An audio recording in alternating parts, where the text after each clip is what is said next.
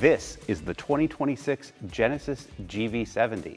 And if you're having a hard time telling it apart from the previous GV70, you're not alone. But considering that this accounted for over a third of all Genesis sales in 2024, it makes sense that they wouldn't update the GV70 too drastically. The result, though, are subtle changes that improve on an already winning formula. So let's get into what's new and what we like about it.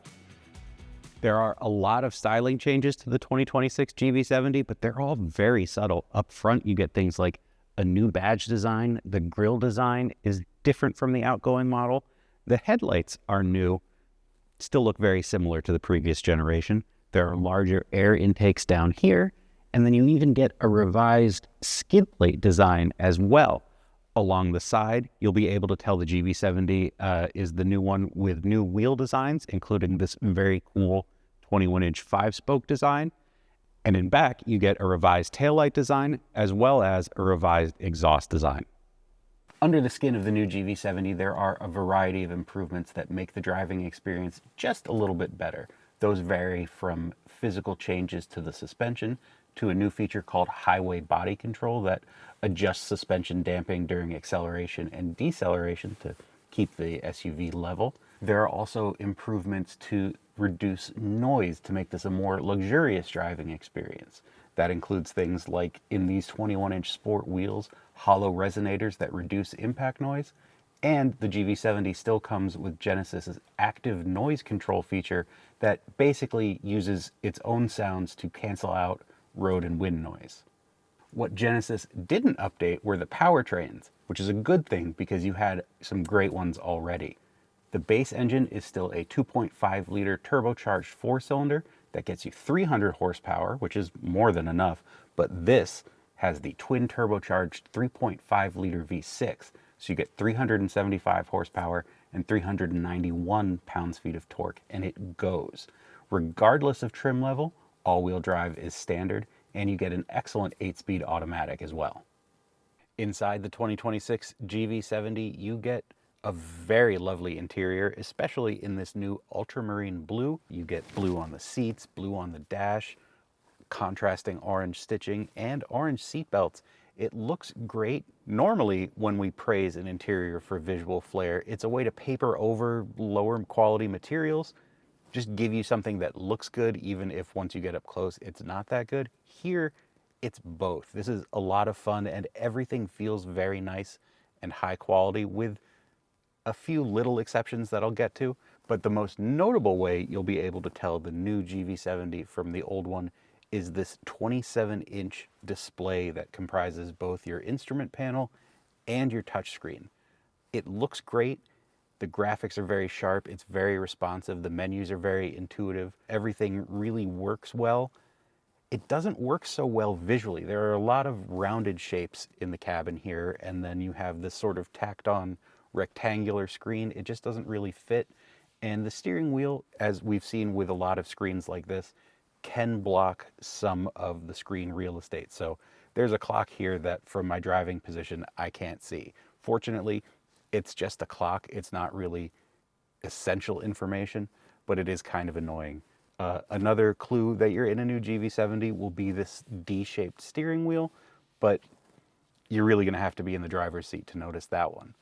So the things I don't like about the cabin are pretty much relegated to right here. These are touch-sensitive climate controls. It's better than we've seen in other applications of screens like this, where this portion of the screen is the climate menu, but it's all haptic feedback and it's not physical controls, and it just feels a little bit cheaper than it could and not as nice, though visually it does look quite nice. The other problem is this new terrain mode selector that Genesis has added. It's fine that it has terrain modes. That's not really a problem. Your choices are snow, which makes sense, especially if you live somewhere where snow happens. There's also mud and sand. That feels like you've made a wrong turn. You're probably never really going to need those modes. But the issue for me is that this drive selector, it's pretty easy to switch between drive and terrain. So you switch when you're trying to adjust drive mode, you accidentally switch to terrain mode, or the reverse. Could be a little bit better functionality there, maybe separate them entirely. But really, that's it for complaints up front. It's a very driver-oriented cockpit. Things are very focused on the driver. It's very comfortable up front, but that's bad news for people in the back seat. The problems with the back seat are pretty obvious.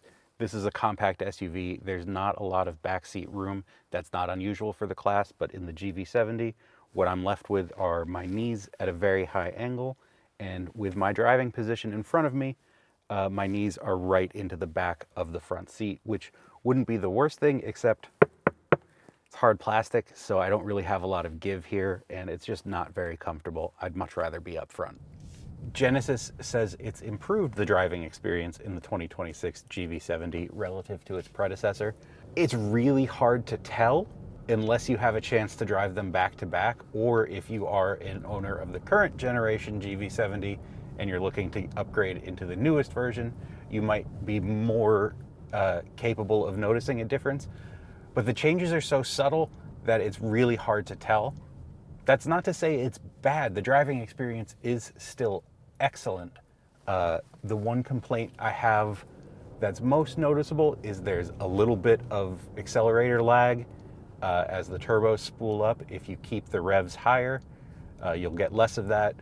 It also sharpens up a little bit as you cycle through the modes. So obviously Sport is more responsive than Eco or Comfort, and Sport Plus is even more responsive.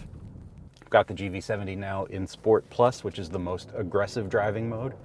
Sharpens everything up. Accelerator lag decreases noticeably.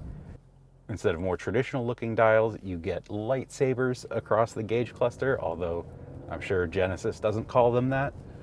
It also turns off traction control.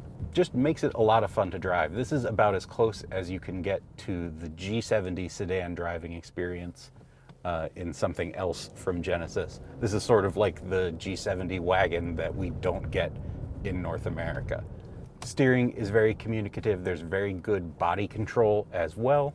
And the things Genesis says it has done to reduce noise, vibration, that sort of thing,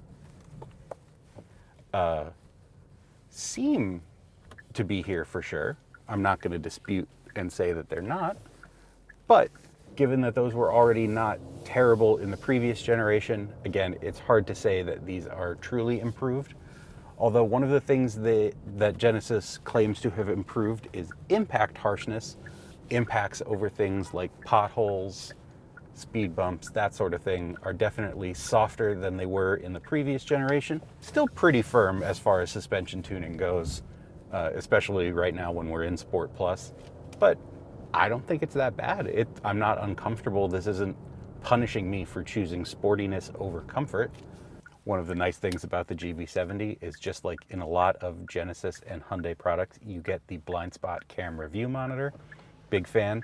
So because I have the left turn signal on right now, I can see what's to the left of the vehicle. If I turn the right turn signal on, it would do the same. Really one of my favorite safety features of any vehicle out there on the market today. The 2026 Genesis GV70 improves on an already winning formula and compares favorably in terms of price, performance, and luxury with similar offerings from Audi, BMW, Mercedes-Benz, and even Porsche.